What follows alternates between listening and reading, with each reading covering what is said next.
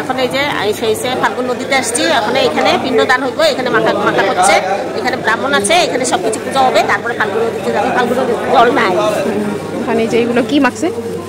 জল নাই, এখানে শুকিয়ে গেছে। এটা কি মাখছে? হ্যাঁ, ওই যে আটা মাখতেছে, এটা দিয়ে পিণ্ডদান হবে।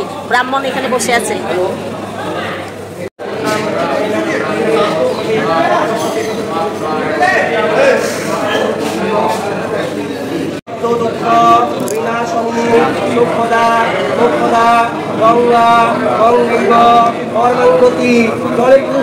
জলে পুজতে পারবে, পুজতে করে এরকম নানান করে নানান মন্ত্র বলবেন। ওম গঙ্গেশ্ব গঙ্গেশ্বৈব গোদাবরী সরস্বতী নর্মদে সিন্ধু কাবেরী জলেস্মিন সঙ্গম।